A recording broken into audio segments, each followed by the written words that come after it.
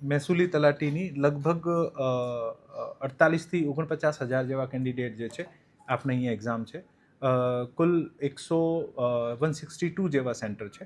આપણે અહીંયા 3 strong room બનાવવામાં આવ્યા છે કરણસિંહજી હાઈસ્કૂલમાં. અને પોલીસ દ્વારા જ્યારે ગાંધીનગરથી પેપર ઇસ્યુ કરવામાં આવશે ત્યારે પોલીસ એસ્કોર્ટ સાથે આ પેપર્સને લઈને કરણસિંહ હાઈસ્કૂલમાં સ્ટ્રોંગ રૂમમાં મૂકવામાં આવશે. અને ત્યાં રાઉન્ડ ધ ક્લોક 3 શિફ્ટમાં પોલીસનો પોલીસના જાપ્તા મારફત આનું સિક્યુરિટી ઇન્શ્યોર કરવામાં આવશે. આ તમામ જેટલા પણ આપણા એક્ઝામના પેપર્સ છે આ પેપર્સને સીસીટીવી સર્વેલન્સમાં રાખવામાં આવશે. જેટલું પણ મૂવમેન્ટ થશે અહીંયાથી લગભગ 72 જેવા રૂટ છે. આ રૂટ મારફત આપણે 162 સેન્ટર્સ ઉપર આ જે એક્ઝામ સેન્ટર્સ છે આના ઉપર પેપર વિતરણ કરવામાં આવશે. અને આ તમામ રૂટ્સના સાથે ક્લાસ 2 અને ક્લાસ 3 વર્ગના જુદા જુદા રૂટ ફાળવણી મુજબ અધિકારીઓ જે છે આના સુપરવિઝનમાં જશે. દરેક શાળા અથવા કેન્દ્ર, યુનિવર્સિટી, કોલેજ જે પણ છે આના ઉપર તમામ કેન્દ્ર સંચાલક અને સાથે સાથે કેન્દ્ર સંચાલકના સાથે સાથે ક્લાસ 2 ઓફિસરની નિમણૂક કરવામાં આવી છે. અને આ તમામ જેટલું પણ પેપરનું એક્ઝામ કન્ડક્ટની પ્રક્રિયા છે આ પ્રક્રિયામાં સતત રીતે આ લોકો મોનિટર કરશે.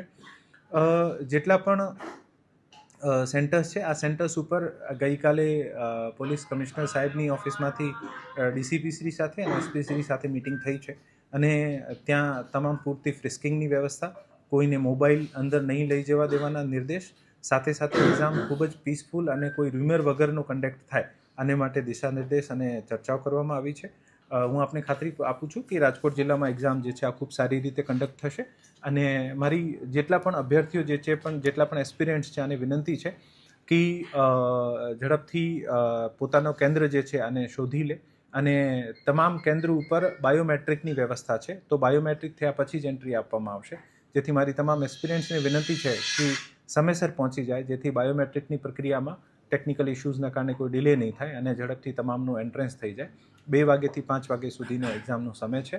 અને આ એક્ઝામના સમય ખૂબ સુખદ અનુરૂપ રીતે આનું વ્યતીત થાય ત્યાં તમામ બેસિક વ્યવસ્થાઓ જે છે પીવાની પાણીની વ્યવસ્થા, ટોયલેટની વ્યવસ્થા આનું પણ રિવ્યૂ કરવામાં આવ્યું છે. આજે અમારા ડીઓ અને ડીપીઓ દ્વારા તમામ કેન્દ્ર સંચાલકો સાથે તથા તમામ મંડળના પ્રતિનિધિ સાથે મિટિંગ રાખવામાં આવી છે અને બ્રીફિંગ કરવામાં આવશે. અને સેકન્ડ શિફ્ટમાં પણ અમુક ટ્રેનિંગ્સ ગોઠવાય છે જેથી તમામ જે પણ એક્ઝામ સાથે સંકળાયેલી મશીનરી છે અને સારી રીતે બ્રીફ કરી શકાય અને એક્ઝામ જે છે આ ખૂબ પીસફુલ માહોલમાં કન્ડક્ટ કરાવી શકાય.